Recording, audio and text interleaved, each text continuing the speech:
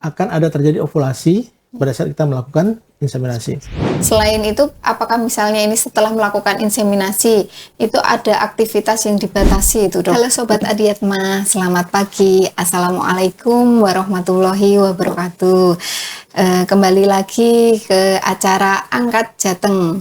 Adiatma ngopeni nglakoni kesehatan Jawa Tengah. Nggih, selamat datang. Terima kasih. Pada acara ini disponsori oleh tim PKRS Rumah Sakit Adiatma. Sebelumnya, perkenalkan, nama saya Twindi, bidan di Rumah Sakit Adiatma yang akan memandu acara pagi ini.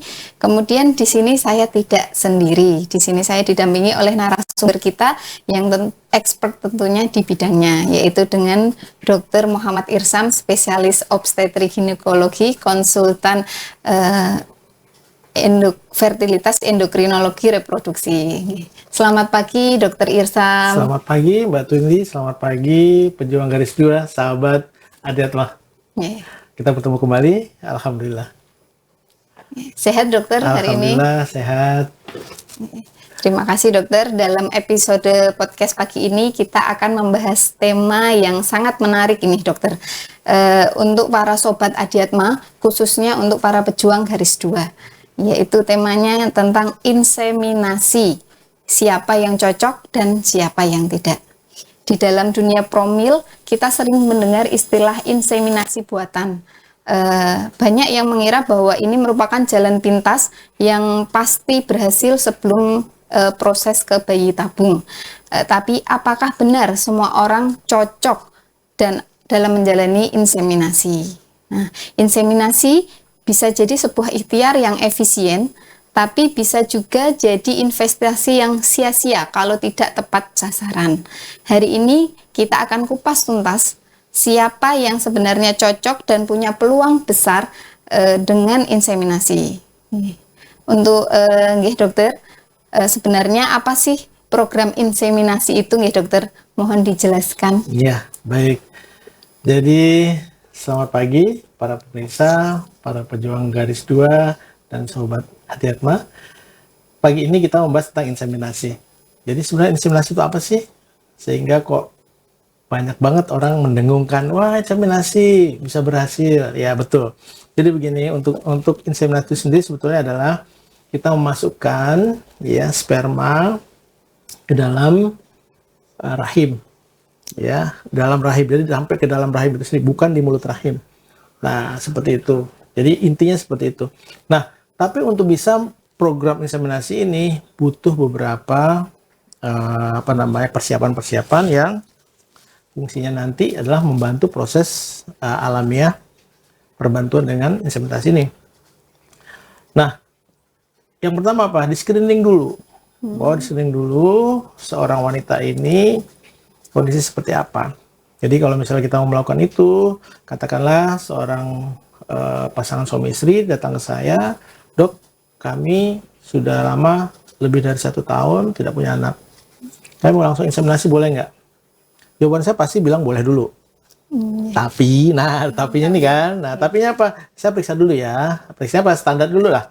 Ya, pertama kita evaluasi dulu rahimnya sebesar apa, gambaran rahim dengan USG, ya, kalau gambaran dengan hidung telur, kita lakukan evaluasi USG dengan transvaginal, ya, seperti itu. Nah, hasilnya bagus, ya, telurnya ada, rahimnya normal, endometriumnya normal, ya. Satu lagi yang paling pasti kita pastikan adalah bahwa saluran tubuhnya itu normal, tidak ada sumbatan. Kalau saluran tubuhnya ada sumbatan, nah ini nggak bisa dikerjakan, karena percuma. Oh, iya. Ya kita masukkan sperma, tapi sperma nggak pernah ketemu dengan telurnya. Nah, seperti itu. Itu yang pertama. Yang kedua, suami juga diperiksa. Suami apa yang diperiksa? Dilihat sperma suami seperti apa. Kalau suami itu kita akan mengevaluasi ada 3. Satu adalah jumlahnya. Ya, jumlah cukup apa tidak. Yang kedua adalah motilitasnya. Ya, ada kecepatan di jalan. Yang ketiga adalah morfologi. Atau gambaran utuh dari gambaran sebuah sperma. Jadi ada kepalanya, ada lehernya, ada ekornya yang sempurna gitu ya. Nah, justru buat inseminasi di sini perbantuannya adalah apabila spermanya mengalami permasalahan. Contohnya jumlahnya kok sedikit ya. Oh iya, Nah, dokter. gitu Ya. kan. Nah, justru dengan kita melakukan inseminasi ini, kita bisa mengambil sperma sebanyak-banyaknya dari yang ada itu, kemudian lebih efektif kita masukkan ke dalam rahim. Nah, itu baru kita bisa misalnya semprotkan ke situ, udah terbagi. Jadi yang disebut dengan zoospermia. Itu memang tujuan peruntukannya itu. Nah, kalau misalnya mau baik-baik aja semuanya, kita udah melakukan misalnya percobaan untuk hamil secara spontan ya. Tapi kenapa nggak hamil-hamil? Nah, kita bisa salah satunya dengan inseminasi ini. Inseminasi. Ya, seperti ini. Ada perlu beberapa proses, nggak langsung saat itu juga kita lakukan, kan tidak. Jadi kita evaluasi pemeriksaan dulu. Kalau memang sesuai dengan yang kita harapkan, kita bisa bantu dengan proses inseminasi. Demikian, Mbak. Oh, nggih, dokter. Ya. Nggih, kemudian ini dok, siapa saja pasangan yang sangat cocok atau dengan masalah kesuburan seperti apa sih yang mempunyai peluang besar dalam melakukan inseminasi? Ya, biasanya kalau jumlah sperma sedikit. Oh, Ya, standarnya itu kan kalau jumlah sperma sekitar 200 juta sekali ejakulasi. Artinya banyak sekali tuh. iya, dok. Nah, tapi ini nggak sampai segitu, ya, cuman mungkin hanya puluhan ribu gitu ya. Nah, jadi kita bisa ngambil dengan melakukan inseminasi, atau jumlah cuman jutaan aja, nggak terlalu banyak, gitu ya, kita bisa dengan seperti itu, inseminasi. Jadi gangguan situ. Nah, kemudian istrinya baik-baik saja gitu ya, tapi kenapa nggak bisa hamil? Bisa jadi memang ada gangguan masuknya sperma ke dalam rahim, itu bermasalah, ya. Artinya ada barrier-barrier di situ yang membuat sperma ini nggak bisa maksimal masuk ke dalam rahim. Maka kita bisa berikan ini, begitu ya. Atau juga misalnya pada alergi sperma, itu juga bisa ya kita masukkan jadi langsung pada Rahimnya ya, dokter. seperti itu. Yang mild mungkinnya atau yang minimal gitu ya. Kita bisa bantu seperti itu. Jadi ada hal khusus. Tapi ada juga baik semuanya. Suaminya bagus, istrinya bagus, tubuhnya bagus, rahimnya bagus, semua bagus. Tapi kenapa nggak hamil-hamil? Nah, kita bisa mencoba dengan inseminasi. Seperti itu. Oh, ya. gitu ya, dokter. Baik. Kemudian kalau ada masalah dengan di spermanya tadi, itu bisa diambil ya, dok ya. Yang bagus yang mana untuk dilakukan inseminasi? Ya. Jadi kita kalau melakukan inseminasi itu juga kita kerjasama dengan dokter andrologi. Ya, dokter andrologi itu adalah dokter yang membidangi tentang sperma ya. Oh, iya. Nah, jadi sebelum kalau misalnya ada masalah dengan spermanya, kita konsultasikan dulu ke dokter andrologi. Dok, ini kondisinya seperti misalnya sperma sangat-sangat sedikit atau misalnya sama sekali nggak ada sperma. Nah, saya konsultasi dulu ke dokter andrologi. Nah, seperti itu. Nah, nanti dibuat sehingga nanti dapat sperma jumlahnya seberapa. Nah, baru kita coba lakukan inseminasi. Nah, atau jumlah kurang dari standar normal. Nah, ini bagus ya. Kita nanti begitu sperma diambil, nanti kita serahkan ke andrologi, diproses oleh teman-teman andrologi ya, sehingga yang diambil nanti itu hasil adalah sperma yang bagus, yang baik, yang bisa kita masukkan ke dalam uterus seperti itu. Ya. Gitu, dokter. Nah, sehingga kemungkinan berhasil itu akan jauh lebih besar. Kemudian untuk di pihak yang bagian istri, dokter, itu ada masalah, misalnya terjadi ada masalah mungkin kayak menstruasinya atau telurnya seperti itu, apakah itu diperbaiki dulu atau gimana, dok, kalau untuk inseminasi, dok? Iya, jadi inseminasi itu kita pastikan bahwa telurnya baik. Atau telur begini, akan ada terjadi ovulasi pada saat kita melakukan inseminasi. Nah, gimana caranya? Nah, caranya adalah kita mengevaluasi mungkin 1-2 bulan sebelumnya, kita lihat ya secara alami telurnya membesar nggak. Nah, kapan dia melakukan pemeriksaan dengan saya? Dalam kondisi haid. Jadi haid hari pertama atau maksimal haid hari kedua, ketemu dengan kita, ketemu dengan saya, kita evaluasi. Kalau dia berkenan dalam kondisi haid, kita lakukan USG transvaginal itu bagus. Tapi kalau misalnya nggak berkenan, kita akan evaluasi setelah dia tidak haid. Ya, kita akan melakukan evaluasi apakah jumlah folikel telurnya itu bagus atau tidak. Maaf, atau jumlahnya itu cukup apa tidak. Ya, kemudian dia berkembang apa tidak. Jadi ukuran normal itu menjelang ovulasi, telur itu kira-kira ukuran 1,8 sampai dengan 2,4 cm. Ya. Nah, kalau sampai dengan waktunya inseminasi, kira-kira tuh di hari ke-12, 13, atau 14 pasca haid, ya, kita bisa melakukan inseminasi. Tapi dipastikan bahwa telurnya itu bagus, ukuran bagus. Nah, jadi di situ kita akan merawat. Jadi begitu masuk di haid hari pertama atau hari kedua, evaluasi. Nah, coba kita berikan obat untuk merangsang pertumbuhan dari telur. Nanti kita evaluasi di hari ke-9 sampai hari ke-12 pasca ovulasi, pasca haid, kita lihat ukuran telurnya. Kalau misalnya bagus di 12 hari itu, di hari ke-12 itu kita lakukan apa istilahnya untuk memecahkan telur. Kita injeksikan obat untuk memecahkan telur, itu bukan injeksi LH gitu. Sehingga 2 hari atau 24 jam dengan 36 jam kemudian kita bisa melakukan inseminasi. Oh, iya. Seperti itu. Jadi pastikan dulu. Tapi kalau misalnya telur ternyata kecil, ukuran di bawah 1,8, misalnya cuma 1 cm atau maksimal 1,2 gitu kan, ya kita tunda dulu.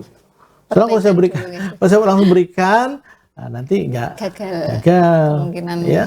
Nah, tapi ada beberapa kasus saya, harusnya di 12 minggu itu, 12 hari pasca haid, itu harusnya telurnya bagus. Tapi ini juga masih kecil, sama 1 cm, masih ada kurang 0,8 kan. Maka saya lanjutkan 2 kali suntikan berikutnya. Ya, kemudian dia berkembang. Jadi di hari ke-16, mungkin hari ke-20 saya baru bisa inseminasi. Tapi alhamdulillah hamil. Nah, seperti ini, itu ada seninya juga ya. Jadi kita lihat, kok kurang ya? Apa kita langsung berhenti? Enggak. Kita berikan dulu, coba evaluasi. Oh, ternyata berkembang. Nah, kita berikan pada saat itu seperti itu. Melihat kondisinya ya. Iya, betul. Jadi ukuran folikel itu sangat-sangat menentukan. Kalau dia nggak berkembang, hentikan dulu. Nah, pada siklus berikutnya baru kita bantu dengan kalau ternyata obat-obatan dengan oral atau diminum nggak begitu bagus hasilnya, mungkin pada siklus berikutnya kita berikan injeksi. Oh, gitu. Ya, berikan injeksi sehingga pertumbuhan telur itu besar seperti itu. Ya, jadi semua itu butuh prosesnya.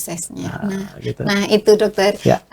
Untuk sebelum memutuskan ini pasangan untuk inseminasi, persiapan apa saja itu dokter? Tadi kan mungkin ada cek sperma gitu, selain cek sperma atau dia menstruasinya harus normal gitu.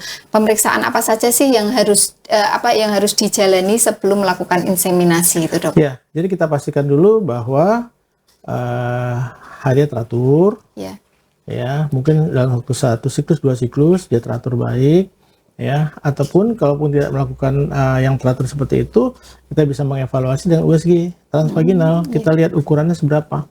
Jadi kalau ukuran masih dia akan berkembang, misalnya katakan 1 jadi 1,2, 1,4, 1,8 gitu ya. Nah makanya selanjutnya kita akan lakukan inseminasi. Ya kemudian juga kita evaluasi juga mungkin kok ternyata nggak berkembang ya. Nah, itu juga bisa evaluasi. Misalnya, oh ternyata PCOS. Oh iya. Ya, jadi polikistik ovari gitu ya. Kita kasih obat-obatan. Oh ternyata sedikit. Nah, kita perbaiki dulu. Kalau PCOS itu kan butuh evaluasi. Satu, PCOS itu kan adalah jumlah telurnya itu banyak. Tapi ukurannya itu sama. Oh. Misalnya 0,5, 0,6, 0,7. Semua sama seperti itu. Sehingga nggak ada yang matang untuk ovulasi. Harusnya kan kalau misal hidung telur yang bagus, yang baik, itu jumlah telurnya memang banyak, tapi bervariasi ukurannya. Dari yang kecil, besar sampai dia menjelang ovulasi. Itu seperti itu. Nah itu yang kita jaga sebetulnya. Kita jaga untuk terjadi bisa dilakukan inseminasi.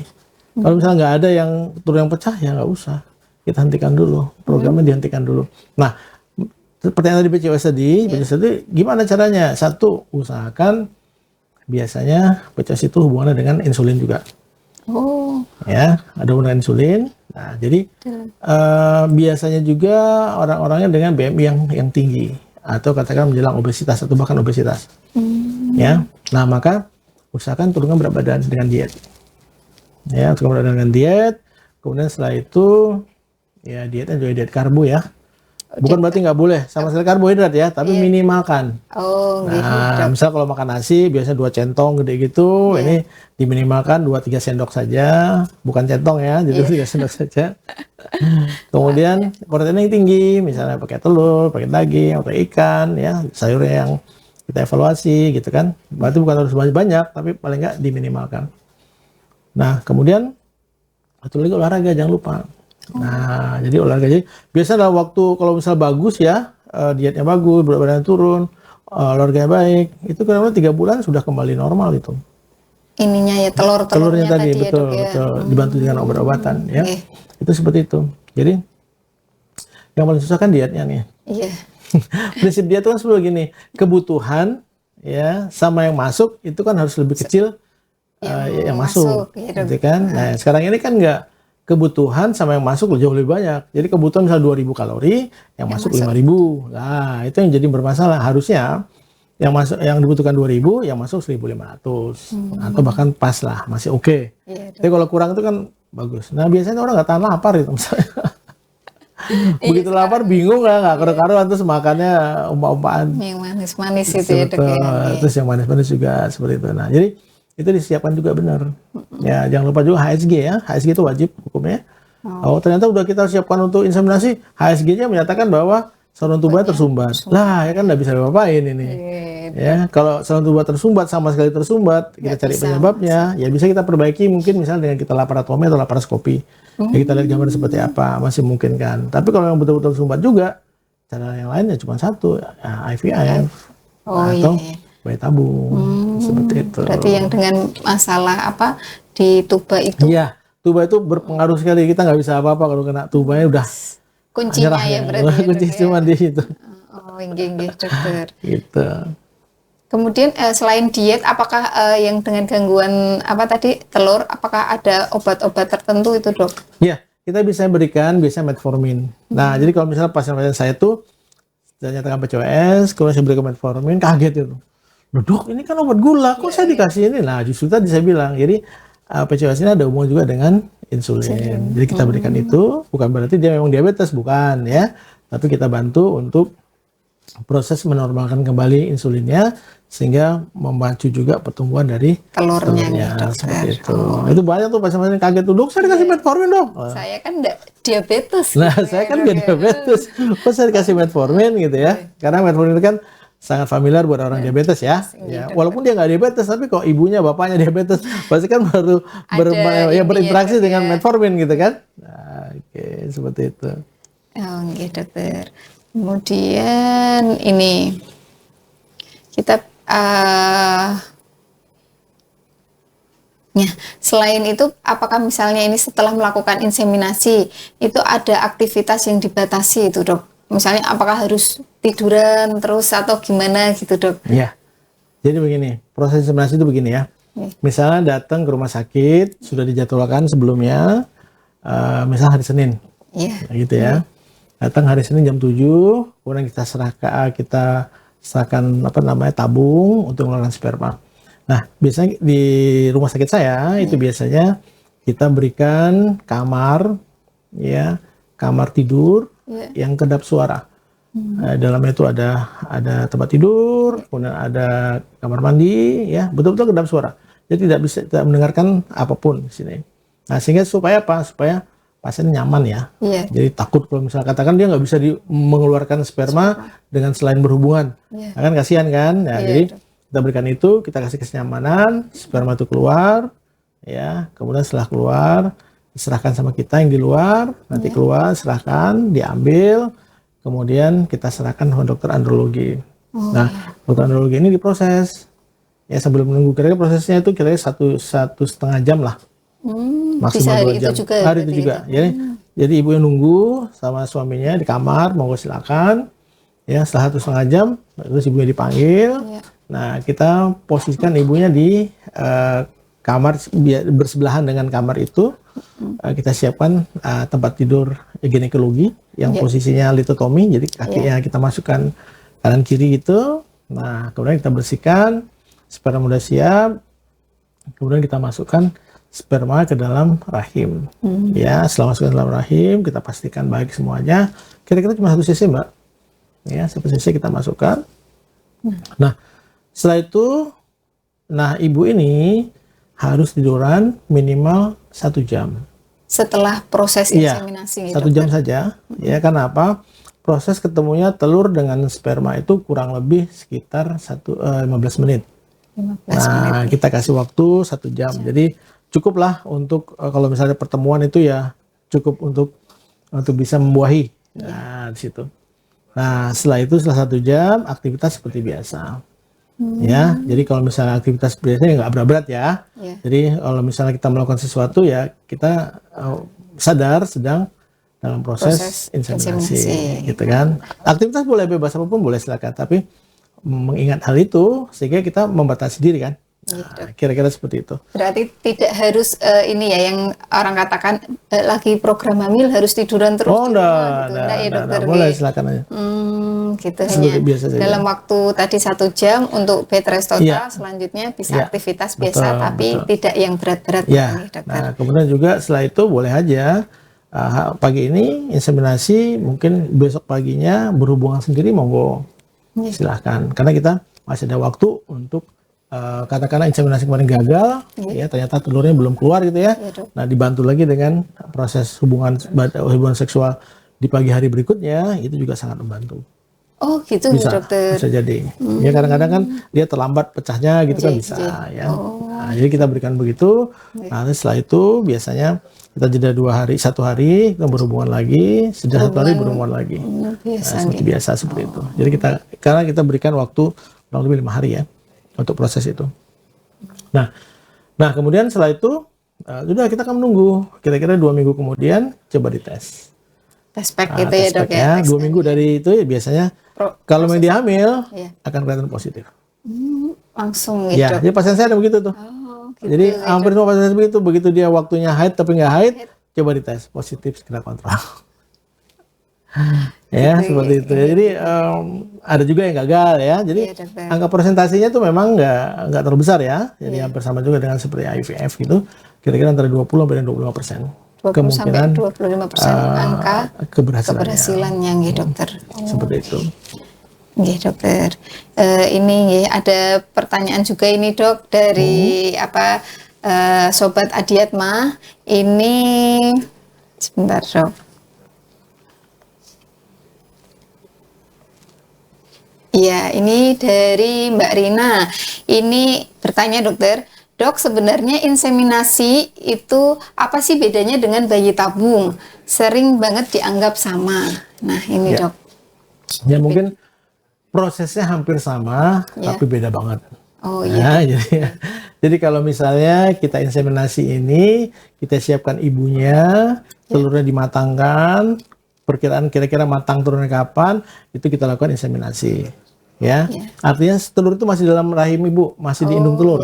Ya, nah kemudian sperma tadi itu kan ya bisa dikeluarkan, dibersihkan, kita masukkan dalam rahim. Nah, artinya kita hanya membantu yang selama ini kalau berhubungan secara pribadi suami istri itu kan sperma disemprotkan di mulut rahim oleh suami. Ya, dokter. Nah, kemudian sperma ini berusaha untuk maju naik ke atas sampai ketemu dengan saluran tuba, ketemu dengan telurnya. Itu butuh proses panjang.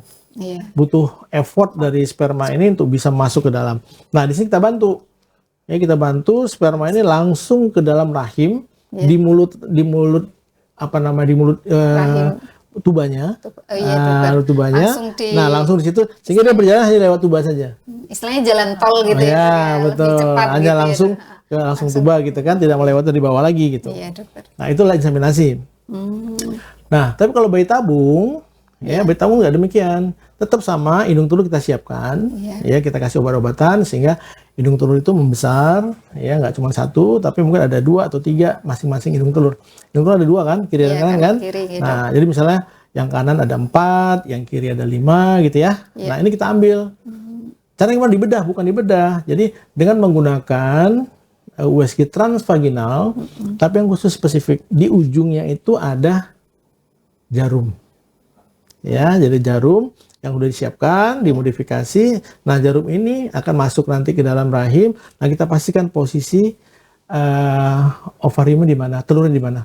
Udah di belakang kanan kan. Nah, di belakang kanan ditusukkan jarum sampai dengan USG tadi kan kelihatan, Mbak. Nah, jarum itu kan kelihatan keluar. Nah, ini kita tusuk di tempat telurnya tadi. Nah, kemudian disedot. Nah, kita akan ngambil telurnya.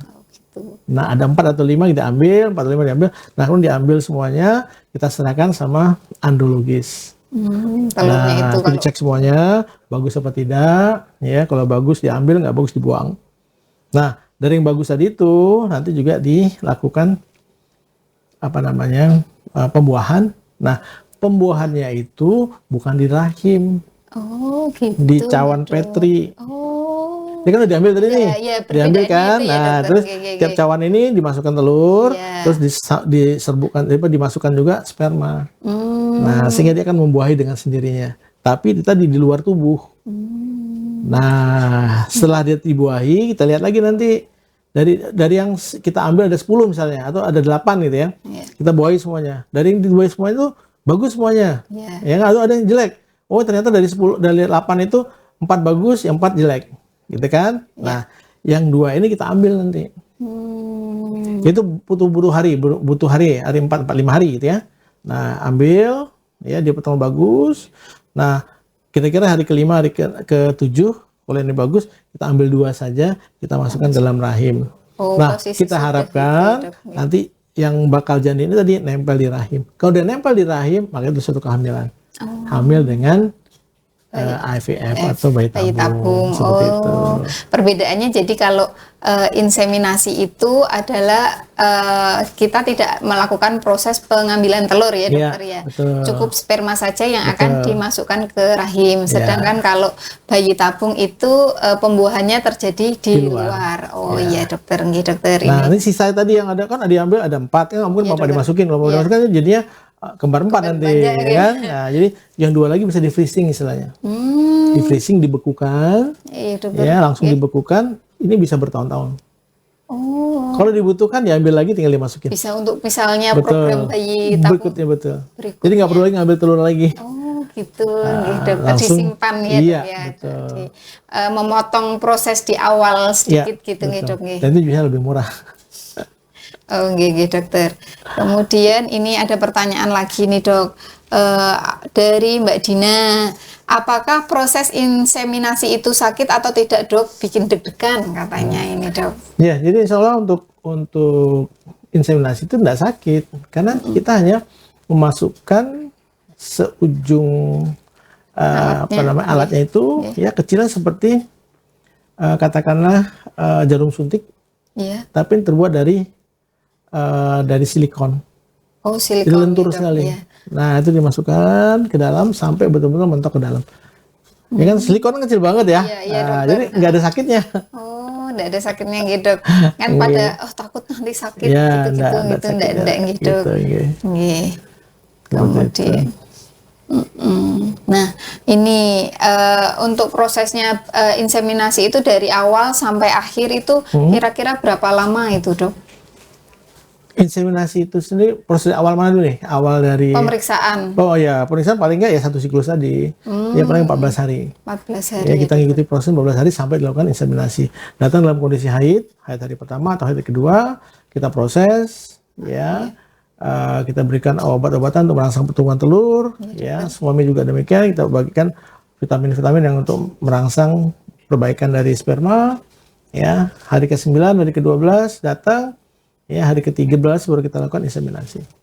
Biasanya seperti itu. Oh iya, dokter. Tapi kalau misalnya ada kendala-kendala yang tadi harus pengobatan dulu. Ya, jadi kita nggak bisa langsung kan. Jadi ini baik dulu semuanya, baru kita program. Jadi katakanlah siklus pertama, siklus pertama apa diobati, siklus kedua apa, nah siklus ketiga baru kita lakukan inseminasi. Oh, bisa 1 siklus, bisa sampai dengan 3 siklus itu tadi, betul. dokter. Yang jelas kan harus bagus dulu, tubuhnya bagus, rahimnya oke, kan butuh waktu itu. Oh iya, dokter. Ya, sperma juga harus periksa laboratorium, butuh waktu. Belum lagi nanti pemeriksaan jadi yang lain-lain. Kalau ternyata kita pacu telurnya nggak besar-besar, kenapa nih masalahnya? Ya, nah, coba kita cek nanti adalah AMH-nya, ya, anti melarian hormon misalnya kita lihat. Oh ternyata telur kecil sekali, nggak sampai 1, 0, sekian gitu kan. Nah, Harus diobati dulu ya, dokter. Jadi tergantung dengan kebutuhannya apa, masalahnya apa, gitu. masalahnya masing-masing di pasangan tersebut nih, dokter. Nggih. Kemudian ini, kalau misalnya nih, dok, inseminasi itu gagal, kemudian berapa jarak waktu lagi untuk misalnya bisa melakukan program insem untuk berikutnya? Ya, bisa kalau misalnya gagal, kita evaluasi lagi, kita lihat. Bisa dia langsung berturut-turut, atau misalnya dievaluasi dulu, periksa lagi yang lain dulu, baru kita lakukan inseminasi ulang. Itu bisa. Jadi nggak butuh proses lama sih. Ya, jadi misalnya pertama gagal, berikutnya kita bisa yang kedua langsung di siklus berikutnya. ya, atau biasanya kita lakukan itu inseminasi sampai dengan 3 kali. Kalau 3 kali gagal, biasanya kita hentikan dulu, Iya. ya, bisa 3 bulan, 6 bulan, ya, atau kita lanjutkan dengan IVF. Cuma masalahnya kalau IVF ini kan butuh dana ya, Iya. jadi butuhkan persiapan. Jadi kalau misalnya kita memang dana yang dari awal udah bagus, fit, baik, siap untuk inseminasi, siap untuk IVF atau bayi tabung, proses ini kadang-kadang kita takat langsung ke bayi tabung. Itu bisa seperti itu. Nggih. Kemudian berarti apa namanya, bisa langsung ya dok, dari misalnya pertama gagal bisa langsung dilakukan untuk insemin kedua. Nggih. Kemudian siapa yang tidak cocok untuk melakukan inseminasi dok? Berarti yang pasangan ini misalnya dengan kasus seperti ini sudah tidak bisa dilakukan inseminasi, jalan satu-satunya adalah bayi tabung. Itu untuk kasus seperti apa sih dok? Biasanya gangguan di rahim ya, mungkin gangguan rahim besar, ada miomnya. Tapi kalau seperti itu kita ambil dulu miomnya, ya, atau saluran tubannya, ya, nggak tersumbat, tapi kok ada hidrosalping, ada pembesaran di saluran tubannya, gitu kan. Nah itu kalau udah seperti itu ya kita coba sekali, 2 kali atau maksimal 3 kali, kita langsung pindah. Bayi tabung, Seperti itu, bayi gitu ya tabung. dokter. Seperti itu. Jangan berlama-lama ya, kasihan nanti. Kan dana uang juga itu. Iya betul dokter. Gitu. Ini untuk kasus inseminasi itu banyak beredar mitos-mitos di masyarakat nih dok. Salah satunya contoh mitosnya ini, inseminasi selalu menghasilkan bayi kembar. Apakah itu mitos atau fakta nih dokter? Jadi gini, itu bisa ya bisa tidak. Karena begini, dalam kita melakukan persiapan inseminasi, salah satu kita berikan obat-obatan yang untuk merangsang pertumbuhan telur. Ya, nah kadang-kadang telur itu yang berkembang bukan cuma satu, bisa 2, bisa 3 dan seterusnya. Ya, nah proses ini, nah begitu dia dibuahi, ternyata ada 2 telur yang pecah misalnya. Nah kan tadi kembar. Oh gitu. Itu. Atau ada tiga yang pecah ya, jadi kembar 3, gitu kan? Bisa seperti itu ya. Atau cuma satu berarti normal biasa ya. Jadi itu sangat memungkinkan, bukan mitos. Ya, bukan berarti setiap pasti akan terjadi, itu bukan. Tapi kemungkinan itu ada. Ada. Oh iya dokter. Karena memang kita harus menginduksi pertumbuhan Telur tadi. Kadang-kadang pecah kanan kiri kanan pecah bersamaan gitu kan. Atau satu tempat tapi dia pecah 2 gitu, bisa. Menghasilkan kembar nih dokter. Betul, ya.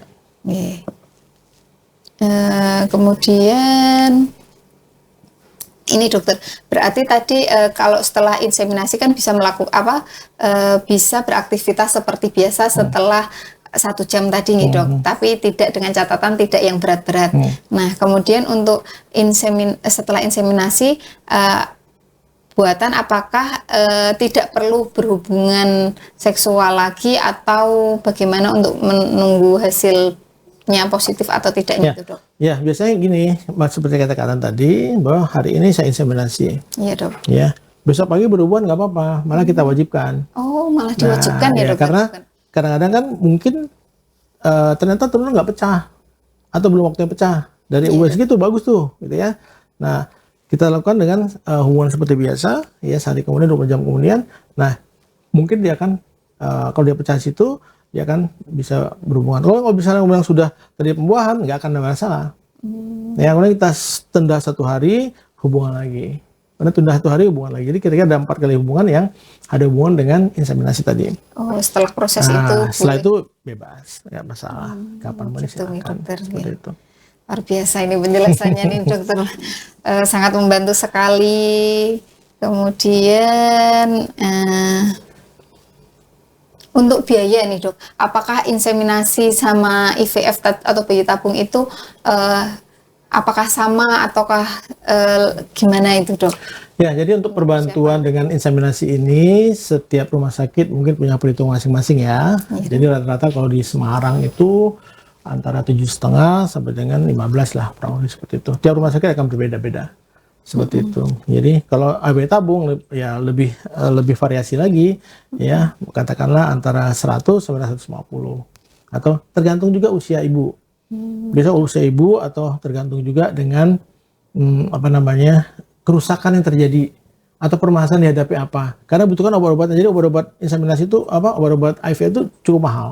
Jadi yang menentukan itu adalah dari segi obatnya juga. Obatnya itu ya, Dok, Betul, ya. betul. Semakin dibutuhkan intervensi obat yang banyak ya semakin besar pengeluaran pembiayaannya. Biayanya itu Seperti dokter. itu. Ya, seperti itu. Jadi sebetulnya kalau misalnya di negara lain ya orang-orang yang IVF itu dibiayai oleh pemerintah, justru begitu dia nikah 1 tahun nggak hamil tuh langsung proses program. Jadi tanpa bisa dibantu oleh pemerintah gitu ya. Iya. Nah, itu bukannya angka keberatan jauh lebih besar. Daripada kalau kita, misalnya kita kan biasanya usia 35 tahun, 40 tahun, baru kita program. Ya, karena apa? Pembiayaan kan nggak nyari sendiri, Iya, betul, berproses. Kan gitu. Nah, ini karena kan sendiri, yang nikah umur 20 tahun, sampai ke 35 tahun kan lumayan tuh. Iya. Ya, ada 15 tahun ya, cari duit dulu gitu kan. Buat prosesnya gitu. Iya, kecuali memang balungnya gede ya. Iya, betul, dokter. Begitu nikah sudah ada dananya, yang monggo silakan seperti itu. Berarti bervariasi nih, Dok, tadi sekitar antara 7,5 sampai 15 tergantung. Ya, itu inseminasi ya, tergantung rumah sakit, kebutuhan dan sebagainya. Oh, oke, dokter. Ya. Ini kemudian Sudah jam 10 Sudah nih. mungkin ya. oh, nggih, dokter. Terima kasih nih, dokter. Ini misalnya nih, Dok, ini dari Sobat Adiatma yang dari belum sempat saya bacakan pertanyaannya. Misalnya ingin berkonsultasi dengan dokter. Ya. Gimana caranya ini, Dok? Baik, monggo silakan. Saya di Rumah Sakit Adiatma ini ada beberapa jam praktek saya. Kalau yang hari Kamis itu di Nusa Indah, Oke. ya, itu dari jam 8 sampai jam 11. Kemudian kalau di poli reguler, setiap hari Jumat dari jam 8 sampai dengan jam 11 juga. Iya. Nah, kemudian ada program baru di Adiatma ini adalah saya berpraktek sore. Oh Ya, iya. sore ada itu dari praktek Senin sore. sampai dengan Jumat, ya, dari jam 5 sampai dengan jam 7 malam. Monggo silakan digunakan, ya. Baik itu secara biaya umum maupun biaya BPJS silakan disesuaikan dengan aturan regulasi yang ada. Ya, arti kalau BPJS butuh rujukan dan sebagainya, ya. Iya. Seperti itu. Nah, kemudian pejuang garis 2 atau pemirsa yang lainnya, kalau misalnya ingin berkomunikasi dengan saya di DM boleh silakan, ya, seperti tunjukkan. Lalu kalau misalnya, Dok, DM saya malu, Dok, karena yang saya utarakan ini satu hal yang saya anggap sangat pribadi. Iya, betul. Boleh nggak saya langsung ketemu dengan dokter? Ya, monggo aja silakan. Kalau seperti itu, monggo silakan berhubung dengan saya langsung di nomor handphone saya, boleh 0812 290 6637. Insya Allah saya akan bantu untuk menjawab hal-hal yang ingin ditanyakan atau membantu membuat yang dianggap tabu bisa kita komunikasikan Secara personal secara gitu. personal. Monggo saya ulangi lagi di 0812 290 6637. Silakan untuk langsung berhubungan dengan handphone saya akan bantu untuk menjawab, ya. Oke. Terima kasih untuk Sobat Adiatma yang mengikuti acara ini. Sebelumnya nanti bisa follow di akun kita di podcast biar bisa menonton untuk podcast selanjutnya di TikTok maupun di Instagram ataupun di YouTube nih, dokter. Kemudian untuk pasangan yang mungkin ada pertanyaan yang sekiranya tadi personal bisa langsung menghubungi dengan Dokter Irsam ke nomor yang tadi sudah disebutkan. Terima kasih nih, dokter, untuk penjelasannya pagi ini sangat membantu bagi para sobat-sobat Adiatma dan para pejuang garis 2. Semoga kita bisa ketemu lagi di podcast selanjutnya dengan bahasan yang lebih menarik lagi. Baik. Terima kasih, Dokter Adiat. Dokter, kita tutup podcastnya pada pagi hari ini. Wassalamualaikum warahmatullahi wabarakatuh. Waalaikumsalam warahmatullahi wabarakatuh. Pejuang garis 2. Sukses insya Allah. Amin. Terima kasih, dokter.